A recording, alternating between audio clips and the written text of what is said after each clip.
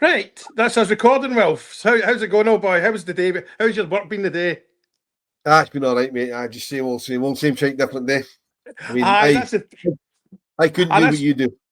oh, I know. So people know. Wilf actually gave me a lift up to Aberdeen once after a Rangers game. Mine, I was going offshore the next day, and you gave us a lift. I from Kilmarnock, my mate was Was driving. it We were going Kilmarnock? to you were going off you got offshore. See, I couldn't do that. I mean, I've engineered my life so that I'm more or less available for every game. So I couldn't do the disappearing out the country for weeks and months at a time. I just couldn't do it. I know the thing is, I've been doing it since I joined the Navy at 17, and I've been doing it since then. But I've missed some big moments. But we kind of get used to it. So what I want to do is get some other forces guys on, because see before with the internet and all that, see trying to get results. Because on the ship that I was on, it was on the HMS Southampton and HMS Glasgow. The thing called the what was it called, the radio room, but we weren't allowed in it. There was stuff going on there that didn't go. But that was the only place you could get results, and it was a teleprinter used to come through. And I've seen queues up outside there. It was in the starboard passageway waiting for results, especially the Rangers Celtic games. But aye, so Wilf, right? How did right? Are you from Aberdeen? What's your Rangers story then? Your old man or whatever? I was born and brought up in Fort William in the shadow of Ben Nevis. I'm a West Highlander. I came to Aberdeen when I was 19 to go to college to study what was nicely known then as hotel catering and institutional management. They call it hospitality management now. At Robert Gordon's Institute of Technology, as was, university as is now. The plan was up here 3 years, get my HND and get the fuck out the place. Aye. And the thick end of 40 years later, I'm still here. Aye. So I mean, where did the Rangers thing come from? Where did the Rangers support come from? My grandfather. Right. My paternal grandfather sadly passed away in a car crash before I was born. My father's got no interest in football at all. Right. And my grandfather was originally from Glasgow, went up to Fort William during the Second Great War. I haven't really looked into it because sadly he passed away just before I turned 14, so I never got a chance to talk to him about it. I think he was probably in the commando because Fort William area was a commando training post. So I think he was in the commando. I've got all his medals. I really should do a little research on it. And he obviously met my granny. They had my mum, and after the war, my granddad got a job on the railway. And he was my granddad was old school. I mean, even sitting in a house shirt and tie on all the time, sitting in front of the fire, Saturday afternoon shirt and tie, always a Rangers tie. The only time he didn't have a Rangers tie was when he went to work, and it was his railway union tie. Aye. So basically, I got the Rangers from. But Frankie, I'm a great believer, right? In that you're born to be a Rangers fan. I actually believe that you're born to be a Rangers fan. So it was just what I was always going to be. But I basically got it off my granddad. Aye, because my story's kind of like I was born at Dumbreck. I could genuinely see Ibrox from we stood up in the back wall. We could see Ibrox because my first game was 1981, and we could generally leave the house at 20-3 and be in the enclosure by 5-3. You know, so I was lucky in that sense. You know, it was my local team. You know, people say you support your local team. I don't agree with that. You support whoever you support. You know, I've got no, and like you're the perfect example. It was a parental thing, grandparent thing, you know. But if somebody watches, like my kids have supported Liverpool and Man United at one point, but they're not into football, you know. I mean, I think it's more a boyfriend thing, but anyway. But aye, right, before we go into the Rangers, there's another thing that you're big on, and you've got me sort of into it. Where does the Rugby League thing come from? Because I see you tweeting on Friday nights. Is it St Helens, is it? St Helens, aye. Aye. I'm generally a sports fan. I like watching sport. I particularly like watching live sport, right? I mean, I was away, not to timestamp this, but a couple of weeks ago, I was away in Poland watching Speedway because my missus is into Speedway. So I went to Poland to watch the Speedway after watching in Manchester the weekend before. So, you know, I like watching live sport. And the Rugby League was always something that I watched if it was on the telly because it was the only thing you used to get on the TV. You got the Challenge Cup final on the BBC. All you got. And I thought, this is quite brutal, this game. And then, as I say, I did a kind of hospitality management course in college, and I became manager of a pub in Aberdeen. Sorry, assistant manager of a pub, and then they moved me to a different pub and I was manager. And at the time I became manager, I was only in my early 20s. I was far too young for the job I got. But we had the TV, and it was an old man's boozer, with the TV and with Sky Sports. And it was at the time that Sky took over Super League, because the Rugby League used to be a winter, used to be like football as a winter sport. And then Sky took it and made it a summer sport. They moved the calendar from the Rugby League calendar is now January to October, whereas it used to be similar to the football calendar. So I thought, I'm going to have this on in the pub every Friday night, because that's when they played the games in. I'll need to have a team so I can have a bit of banter with the punters. And I looked up at the screen and 2 teams ran out. And one of them had light blue shirts, McEwen's Lager sponsors on it. And I went, they could be Rangers. Who are they? I'm having them. And it was St Helens, and they're away from home against somebody. I don't even know who they were playing. Obviously, that's their away strip, because their home strips, the famous red V, is like an airdrie top. The home strip. I saw that. No, they came out, because really, going by the rationale, I should be a Wakefield Trinity fan because they play in red, white, and blue. Right. That's what we support. But St Helens came out, and it was effectively a Rangers top. They were away, and so I said, well, I'm having them, and I've just followed them ever since. Because I prefer it to the other rugby because it's quick, innit? And they're tough cookies, and they get stuck into each other, man. I remember, Frankie, a few years ago, there was I'm not a big rugby union fan either. There was a rugby union player, a Welsh guy, I can't remember his name. It was Gareth somebody, I think. But that's just Jones. he played. He stopped playing the union when he was early 30s, and he played league. He went to. They tried to get a rugby league team in Wales called the Crusaders, and he played to try and kind of raise their profile.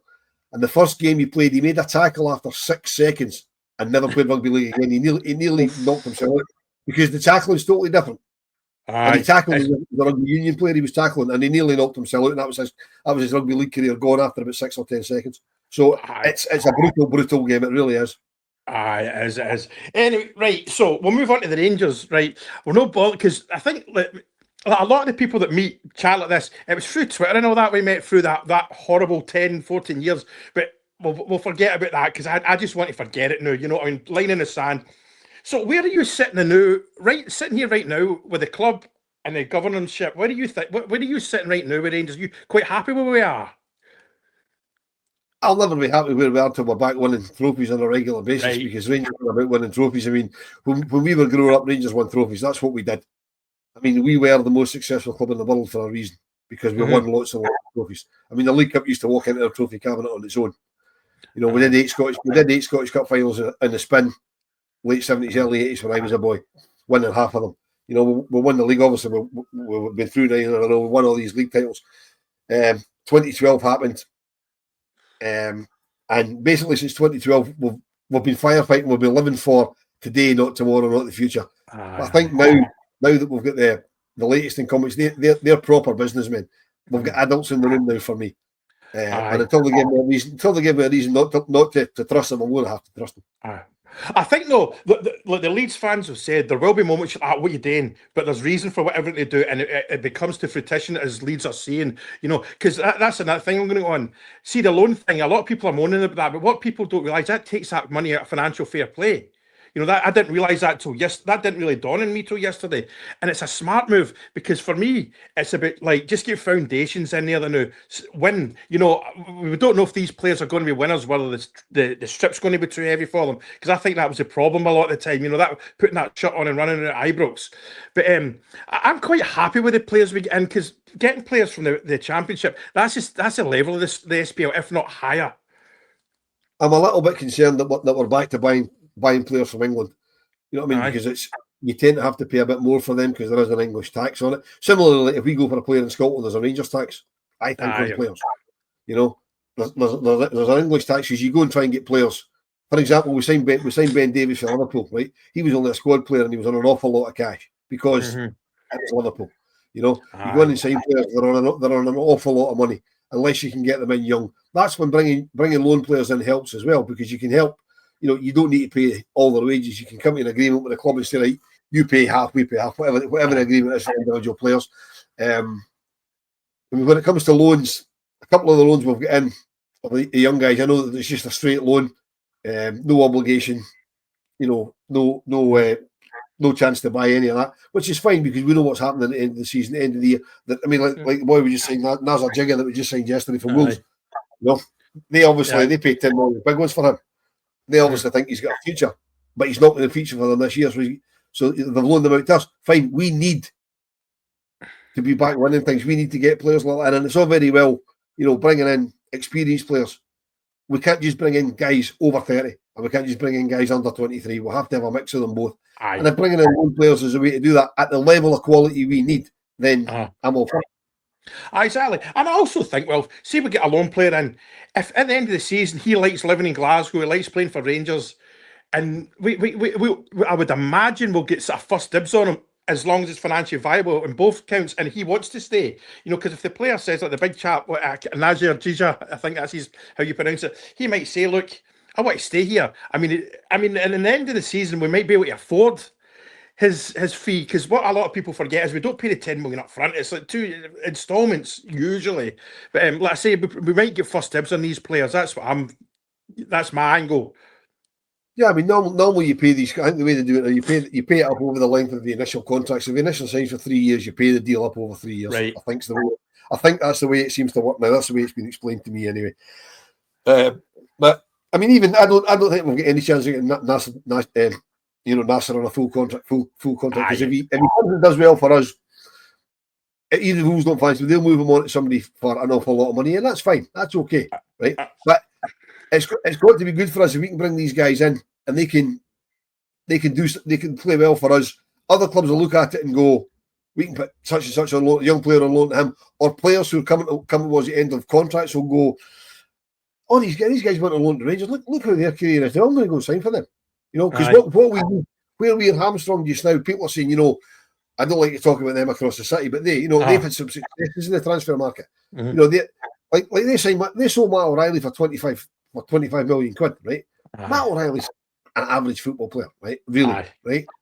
He's decent. He's not more than decent, right? But because they've had success, I mean, they brought in Virgil van Dijk for relative sweeties. They sold him on for a lot of money. Then he moved on again and became the best centre half of the world. People look at that and go, right, okay, Van Dijk came from Southampton. Where was he before that? Right, we'll take a punt on a player for Celtic. I never even thought of that. And they'll buy him for money that we can only dream of. We need successes. The only thing we've had, Nathan Patterson went away for big money. Unfortunately, got injured. Right? And then Calvin Bassey went away. It didn't work for him at Ajax. He's working for him now in Fulham. So that might help him. And the thing is, well, for the player to go back to Wolves and be sold for big money, that means he's played well for us and probably helped us win something. See, that's the other thing. Loan players, I think people forget, loan players are coming here to impress the parent company. That's the parent club, should I say? That's something I think at times people forget. And I think, from what I understand, if it worked for Leeds, this is what they did at Leeds first. They get the players in, get them winning, and then and go from there. Excuse me, old boy. So what do you think is the realistic expectations this year? For me, I think we're capable of winning the league because we'd beaten a Celtic last year, but I'm going to assume they're going to strengthen. Well, they will strengthen anyway. But see if we can get off to a flyer, because I think the league is the start of the league is very favourable to us. We can't deny that. And the first Old Firm game at Ibrox. But see if we could be either top of the league or within a point or two and win the League Cup. That's it. That's a big statement if he wins the first trophy. See, the first Old Firm game at Ibrox is pivotal for us. I mean, you're right. For a change, the start of the season is quite favourable for us, right? I mean, we've got Motherwell away, first game of the season, then we've got Dundee at Ibrox, then we're at St Mirren. St Mirren game might get cancelled because we're allowed to cancel that if we're in a European playoff game. Okay. They've brought that in. Funnily enough, they brought that in the year that Celtic have to qualify for the Champions League, but that's another story. That's just the SPFL being the SPFL. For me, if we can go 100% till we play them, so either the 2 or 3, depending on what we do with the second game, and then we beat them, the pressure's right on them, because remember, they haven't beat us in 3 games. Mm-hmm. So if we then beat them at Ibrox, it's now become a thing. I mean, we had a thing that Philippe Clement couldn't beat Celtic, right? Mm. If we can get to September, having beat them at the end of August, then Brendan Rodgers hasn't beat Rangers in 4 games. That now becomes a thing. And the media will jump on that because it's easy clicks for them. So then the pressure's on him, because we know what they're like. They're so self-entitled that they'll start giving him all sorts of grief because he can't beat us. I mean, you're right. We had the measure of them last season. It was the other teams we couldn't beat. It's the consistency we need. Russell Martin needs to find a way for us to be going to, like it was. I don't like harping back to the 90s, early 2000s, but the way it was, you would go to St Mirren and you go, how many we're winning by today? You go to Motherwell, we're winning this today.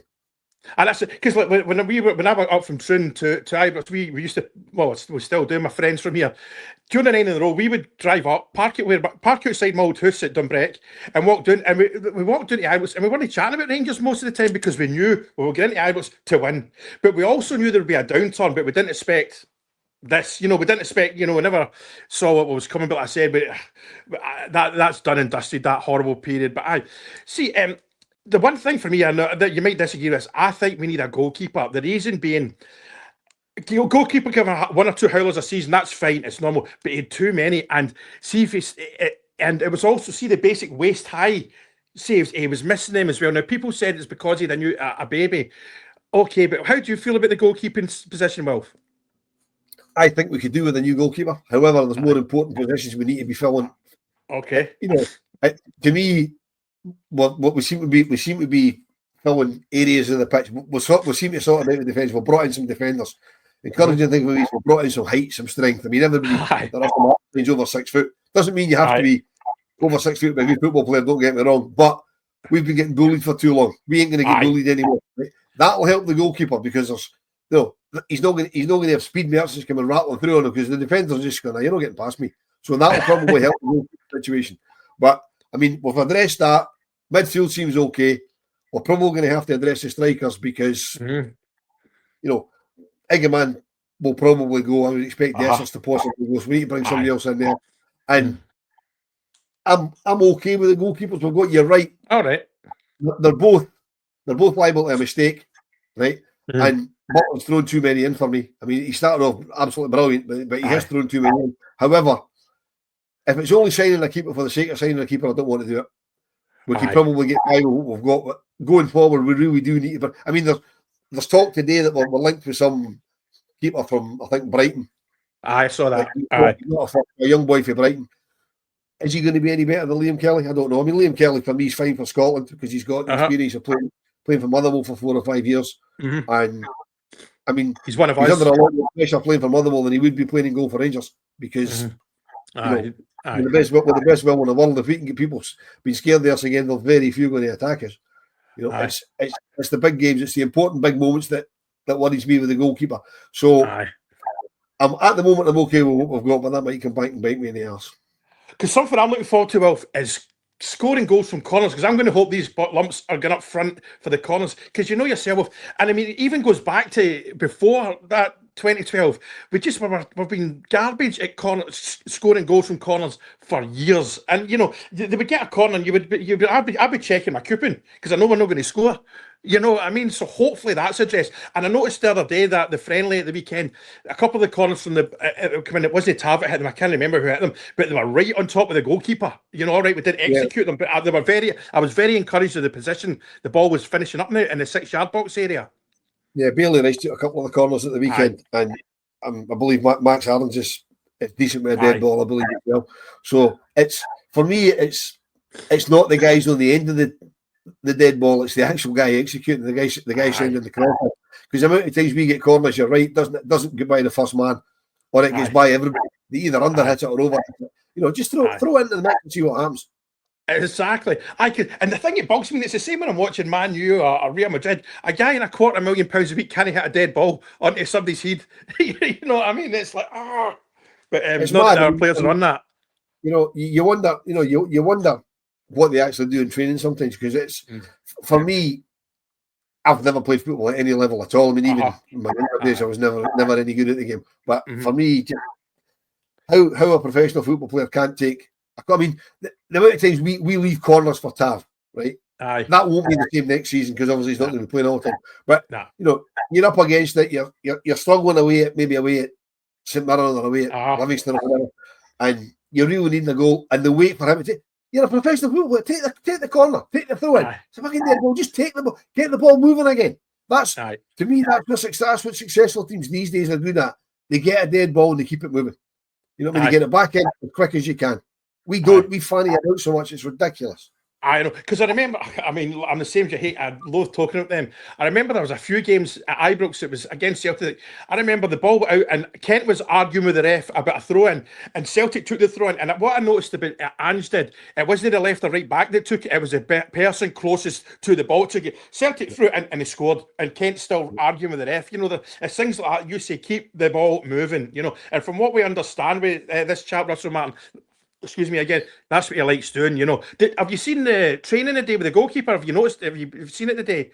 The club I haven't seen today's, but I noticed it the other day. They're doing quick passing drills, and the goalkeepers are involved in it. I mean, to me, that's fantastic. And what they've done today, Wilf, I'm sure you'll see it when you go off. They've got the mans, the dummies, or whatever you call them. They've got them, and they're putting they've got excuse me, Jack Butland. And it was quite good to see. They're forcing him to pass it quick and all that. So you know. But So the next thing I've got here, the lack of friendlies, right? For me, I'm all right with it because I think the gaffer's just about fitness. You know, because I'm always one, and I think you might disagree with this. I believe Fergie, I listen to anything Alex Ferguson says, right? You know, and I remember him saying, if he needs to tell a player how to play football, why is it Man United? Okay, we're not that Fergie team at Ibrox, but that's the kind of the same thing. How much do they actually need to be told? You know, right, son, when the ball goes here, go there. You know, because they've been, like you say, you didn't play football and I didn't play at any level. They play football 24/7 since they were that high. You know what I mean? So do you think, how do you think about that one? Am I wrong? I'm concerned that we don't have any more friendlies until we play Panathinaikos. We've got friendlies, but not in front of the crowd.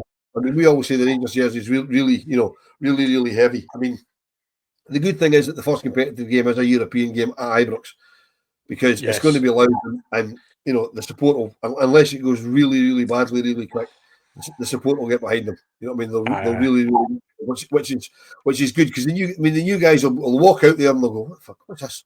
I mean, because it's a second round qualifier in July. The place will be absolutely jumping. There'll be something you guys have never seen before. So I am a bit concerned. I'm hoping we'd have a game.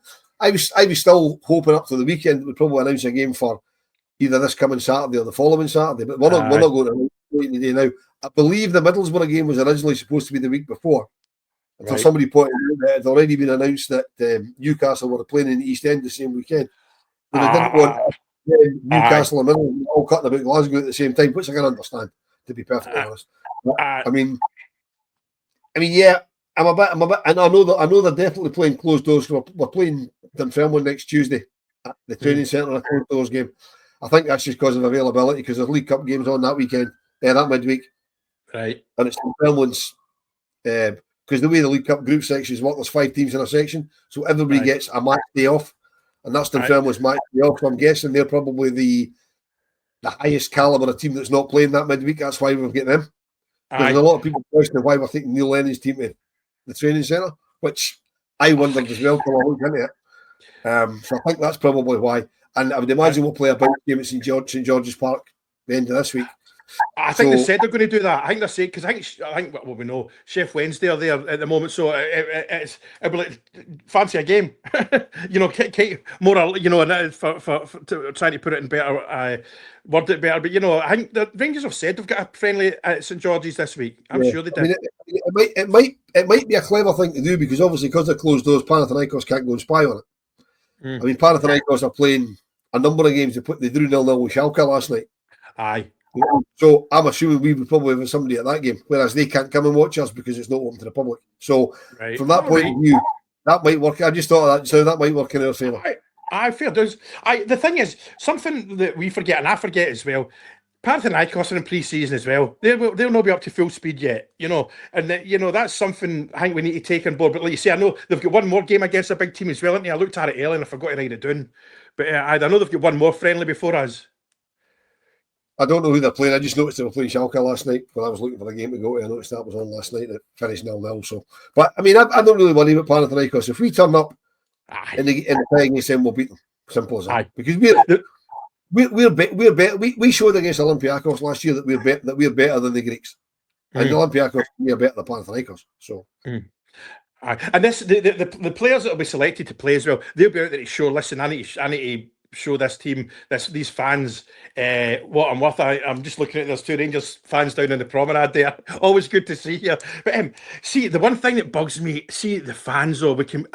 I'll just wish the fans would calm down a bit. Don't get on top of the players so much, because they were booing at half time there. And there's even a guy commented on my page today about the guy was saying yesterday. They put the bandage on. He's saying, "Oh, he's in one game. He doesn't. I saw the training highlights. He doesn't look any good. He's banged his head already." You're like, for fuck's sake, man. Oh, he got a head. No, what was it?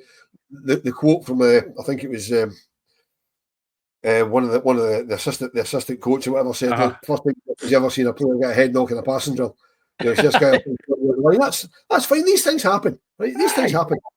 I mean, I can't judge any of these new players because I don't know the first thing about them. I don't watch anybody else, right? I mean, I've always got football on telly. I don't pay much attention to it. Right? Same Commentator gets excited. I look up, watch a replay. Right? It's just a noise in the background, really, most of the time. But I mean, so these guys. I mean, I've been told Joe Rothwell's a player. Couldn't tell you. I've never knowingly seen him play. I probably have seen him play. I've never knowingly seen him. Manny Fernandez. Hadn't heard of him until we went to sign him. You know what I mean? Mike Sarens as well. Hello Asgard. I'd heard of him, didn't know anything about him. So we have to trust the process. I mean, I've said when Russell Martin came in, I was totally underwhelmed by the appointment. Totally underwhelmed, right? But until he gives me a reason not to trust him, I'll trust him. Have to. You have to. Absolutely, and I like that. There's something, I don't know whether it says it's hope or whatever like that. Maybe hope's not the right word. I've got a buzz about the place now. I'm sitting here quite content. Let's say I'm off work now, so I'm spending a lot more time on this thing than you are when you're buzzing about. So I'm reading a lot more. But I just like the way they're doing things. And like I say, the one, I don't want to repeat myself, but the one thing about not having the extra thing, the friendlies, I just wonder if these just totally, utterly focus and get these guys as fit as a fiddle, My biggest concern with that is he runs them into the ground. I mean, I know he said that he was. I mean, that TNS game we played a couple of weeks ago at the training centre when we could beat 1-0. He said he purposely put them into it tired because he ran them into the ground just how they reacted. And I know he worked them hard before we played Bruges last week, and they'll have been working hard this week before whoever we play either tomorrow or Saturday. That game is going to be down at St George's Park, and that's fine. But you can work too much. You can do too much. You can give them too much information. So I hope he's not overtraining them and not giving them too much information. Just let them play their own. These guys are obviously decent football players because they're all playing to a level. They're all deemed good enough to play for Rangers. So, as you said earlier, I mean, Bill Struthfable just said, "Look, I'm not a football man. Never have been. He was an athlete. He's like, I don't need to tell you what the football. I'll get you fit. I mean, the football because I don't play. I've never played football. I don't know how to do it. You know what I mean? Russell Martin did play football. Okay, not very well for us, but he did play football, so he knows what it's about. So hopefully he knows how to load them as well and doesn't overtrain them. But I mean, what encouraged me before they went to St George's Park after the game last weekend was when he was asked by the Rangers media team, will it be good to get all the players together? He said it's good to get everybody together, the staff as well. You know what I mean? I mean, I was talking to somebody who was at the youth game last week, and John Shooter was leaving, been in for treatment, and he was leaving. And as he was leaving, he waved in the direction of the guy I was talking to about it. And he was like, "You can't be waving at me. I don't know, John." And it was a cleaner. He was saying goodbye to the cleaner. So it's that's brilliant. A family environment. Family environment. That's brilliant. Absolutely brilliant. That's because, again, I always go back to Sir Alex Ferguson. Apparently, he knew everyone's name at Old Trafford and the Cliff. Just it didn't matter what you were, and if anyone had a problem, it didn't matter who you were. All right, a cleaner couldn't knock on his door, but if a cleaner had a problem, he would know about it and he would go and see them. If a family problem, he was, and that's what you want at Rangers because that's what we were built on. The family thing, and we lost that for a lot of years because of the Bampots we had owning us and running us. And I think that the guys from the last few years, they deserve a bit of credit because they're out of pocket. I know it wasn't ran well, but they were Rangers men and they stood up. They made sure the lights were kept on. And I think this as well. But I think I was told, it may have been 6 or 7 years ago, we were weeks away from being in real deep trouble at one point, and somebody went like, from Hong Kong, there you go. Oh, I don't know I know it's not that simple, but I was told that by somebody that I would trust, Yeah, there's been loads of examples of that. I mean, the 2012 thing did nearly finish us. I mean, people. Oh, You know, some people have a pop at Ali McCoy's because, you know, he was trousering a lot of money as a manager, right? I know, having spoke to members of staff that I knew at the club at the time, right? Okay, he probably get paid too much for what he did, given the situation that we were in. But we don't know what he was promised when Charles Green came in, right? Green could have promised, we've got this, we've got that. That's one of those things, right? Yep. But see, in my mind, if it wasn't for that man, we wouldn't still have a football club because he made sure we kept going. If there was a job needed done at Ibrox, and Ibrox was in a hell of a state, right? If a before needed swept, he swept it, right? There's loads of guys like Sandy Jardine was like that, right? Sandy Jardine kept the link between the club and the supporters together. You know what I mean? Without these guys, we were finished. We were absolutely finished. Without the support, I mean, if you think back to the dark days, I don't like looking back to them, right? Yep. There was the gifts that appeared saying, if you play in the street, we'll watch you from the pavement, right? There's no other club in the world would have support us with that mindset, given what we went through. Yeah, I mean, none at all. And it's testament to every single fan who raised their head. Craig Houston as well. He did a lot for us. I know he's had a bit of a divisive person, but the stuff that he went through, I mean, he was in a bad, dark place because of Rangers at times, you know. Yeah, I mean, I don't want to single out individuals because there's lots of people who picked up some more high profile than others. You know what I mean? But I mean, you referenced the previous directors, the previous kind of major shareholders. They did put the money where their mouth is. I mean, he's a very divisive character, right? Dave King publicly lost 20 million under David Murray and still came back and put more money in because of his love for Rangers. You know what I mean? There's not a lot of people would do that. Not at all, no. And what was going to? So here was another one I was going to go. That was what's his name? Not Dave King. Paul Murray. He's gone under the radar since all this started. He brought the Americans onto the stage to Dave King. He deserves a lot of credit, you know, for that. Paul Murray for me will I think time will be kind to Paul Murray. Paul Murray will be held not in the same esteem. But I mean Paul Murray will be held up there with these guys because of what he did. I mean he was about when David Murray was making an absolute arse of things, Paul Murray was still about. And a lot of people say, look, why is he still on the board? Why is he still here? He's part of the problem. You know, it's like when you sack a manager and keep the assistant manager. Why? He's part of he's part of the problem. But Paul Murray, as you say, brought the Americans to the table. You know, helped them come in. And again, I think he's obviously purposely kept his head down. He doesn't want. He's done. I think he wants to get in the way, to be honest. And it's his family as well. His family don't need it because when you become involved with Rangers or Celtic, you're immediately, I don't want to use the word target because it sounds like it's something sinister, but with social media especially, and if you find, this Paul Murray's daughter, you know, the next thing you know, she's getting absolute dog's abuse, and it goes both ways, you know. I mean, let's be honest, you know. But go on. So I know that social media that brought us together, and the social media that keeps podcasts going and keeps. Social media is a cesspit, an absolute cesspit. I mean, it really is. I mean, it really is horrible because a lot of people crave attention. I mean, the worst thing, not to get all kind of thing on it, but I mean, the worst thing social media did was allow people to make accounts and not say who they are. You know, make fictitious accounts and not have to put their name and stuff on it. That to me, because they're not accountable, they can stir up a hornet's nest and not be accountable for it because nobody knows who they are. That really annoys me. I know, because I was like, my kids, like I'm you know, I live in Thailand, so I get there's a stigma there, but that's fine. But I'm awfully protective of my kids, like, you know what I mean, because of that, because I don't want them getting in the way, getting involved in that, because I can be mouthy online, as you know. Well, I've not been an angel over the years, but I know what you mean. But right, so the last thing I've kind of written down here, what do you see the long term future with Rangers with these Americans? Because they said they're here for 10 years, and my view on that is, see at the level they're at, billionaires, like they love people. I'm going to assume when you're at that level, all these billionaires know each other, if not by once removed. Like, he'll know a Bill Gates, he'll know the people at Microsoft, at Apple, they'll know people at the big oil companies, they'll all know each other. They don't want to go into something and make a backside of it. You know what I'm saying is, because I've had one person saying the page already, and it was within the first week of the Americans being in, he said, the Americans are working their exit strategy already. I'm like, that, you cannot be effing serious. That gentleman stood up and said, I'm here for the long run, you know, and I believe them. Yeah, I mean, I was lucky enough. I was at the EGM, and somebody said to them, "Look, what's your exit strategy?" So, we're just here. We don't have an exit strategy. When the time's right, we'll have an exit strategy. But they're here to make, they're here to make Rangers great again, right? They're going to make themselves some money out of it. That's fine, right? But the way I see it, they're trying to build the 49ers group into like a kind of major sports holding company with lots of big, so they've got the 49ers, they've got Leeds, they've got us. I'm sure they'll then look to move into maybe into Europe, the Netherlands, or Germany, and all these places. Not so much Germany, so I don't think you can really do it in Germany, but places like that. Yeah.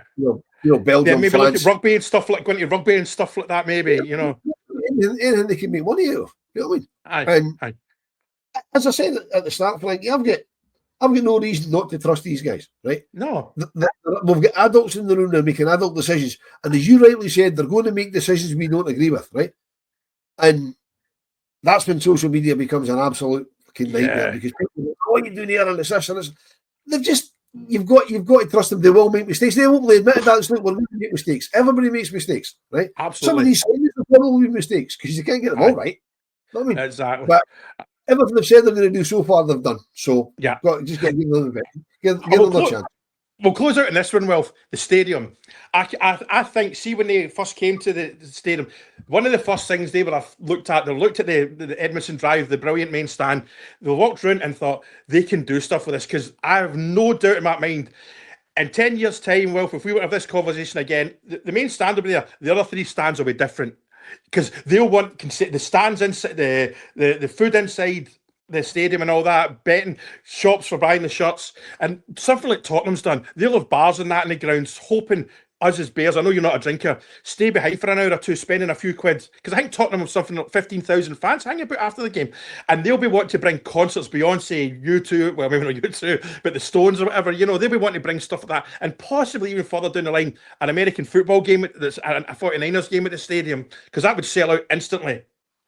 Yeah, I mean, the problem that they've got with all these things, right, is the laws in this country. I mean, you can't have bars within the stadium because they're not allowed. It's just simple. It's against the law. It's quite simple. Since 1980. I mean, 1980 was 45 years ago. You know what I mean? No, but I was build their own bars outside the ground. Like, yeah, I mean, the world's changed. I mean, even just go back 18 months, 2 years ago, right? Rangers took over as a football club, took over the community complex across the road, saying we want to turn it into a fan zone and we want to have bars, and the council went, no, you can't do that. I mean, and they let them do a little fan zone in the car park at Copeland Road end. I mean, hopefully we can have grown up conversations with Glasgow City Council, and I know there'll be a lot of people laughing at the back when you say that, but see, the problem we've got in Scotland, right? There's loads and loads of clubs agree with us because they've all in their own way said it. But see, as soon as Rangers suggest it, they'll go, no, we can't do that. Do you know they're doing a trial down at Ayr United next week for a booze at a game? I think they've got. My missus was talking about this yesterday. I think they've got. There's 5 clubs they're doing a trial with. They only need 3 of them. They only need 3 of them in the bit that she read. I would bet an awful lot of money. One of them will be Celtic. They'll probably be allowed to do it. You know what I mean? But I don't care who gets to do it as long as it. She would put money into the football club, right? I mean, we're always down at Ibrox really, really early, right? Because obviously we can do we can do it early to get parked, because if we can get a decent parking spot, that saves us an hour after the game, which means we're back at realistic time, right? I think you told me the time I went with you better be here at this time or I'm off. Not quite. Yeah. No, did I not? In fact, well, see the time you came up to Aberdeen, I think I used your daughter's season ticket. Right. Yep. Aye. Right. Yeah. Anyway, sorry.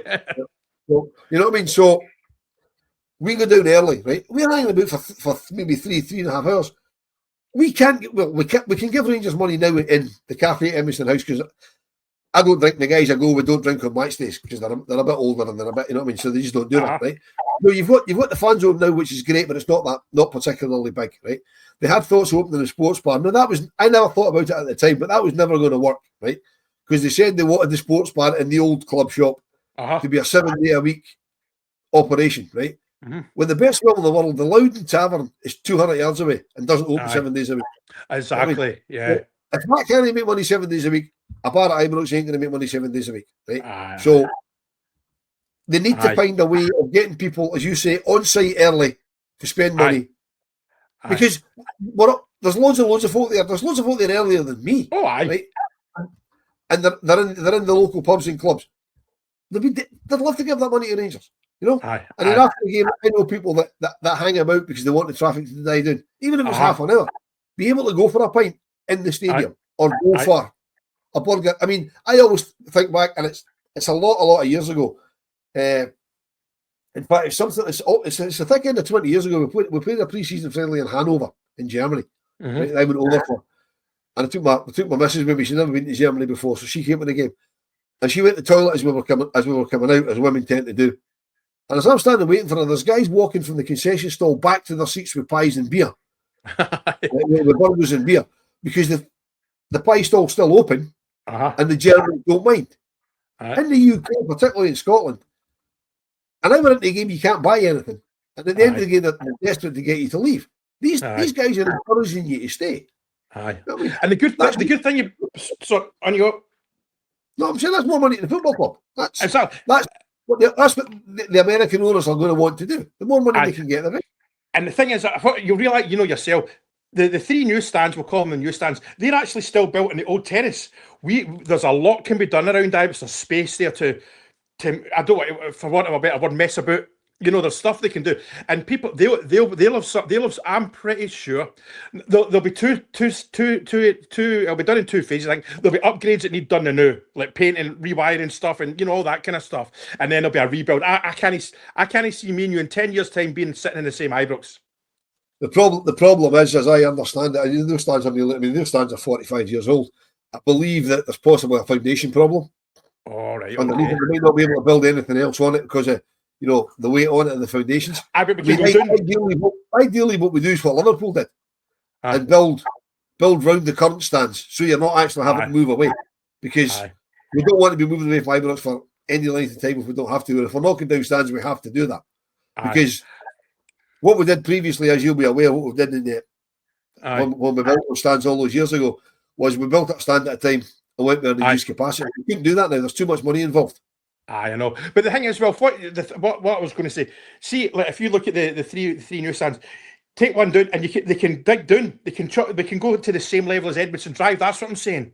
You know, I mean, totally. You know, so that's like, what I'm saying is, I'm pretty sure they'll have somebody on that at the moment. They'll have some wee guy in that will never know the name of, clipboard and all that. A structural engineer saying, "Look, we can do this." You know. Well, they certainly do something, because they've already said that it's a nonsense that we start off 10,000 supporters a game behind them, because they're going to. I mean, when they built that midden, there's all they wanted to do was, they didn't care what it looked like. It just had to be bigger than Ibrox. And it's not. We need to be. I mean, it's not a level playing field, because, you know, they've got a 10,000 person start on us. Exactly. That's kind of what happened 40, 50 years ago when they rebuilt the stadiums. You know what I mean?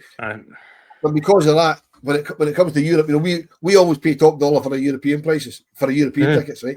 People say, but look, them across the city, they're charging less, but they're charging less for bringing in more money because they've got more tickets to sell. And more pies and beans and more offals to sell and all that. Yeah, it's quite simple. You know what I mean? It's a simple case of economics. Basically, Ibrox isn't big enough. Aye. 60,000 would be a good number, like, and let's say with a shop at each end of the stadium inside. I mean, they've got the bookie stuff and all that, and if the alcohol thing starts, but it's the next 10 years going to be interesting. But so, well, listen, that's 40 minutes, and I can't thank you enough for agreeing to come on. I knew you'd be a blether. I knew you'd be good to chat to. Like, I could talk to anybody but Rangers all day, every day. Absolutely love it. Okay, right, I'll let you go then, Wilf. So thank you very much, old boy, and I'll see you in a bit. All right, cheers. Right.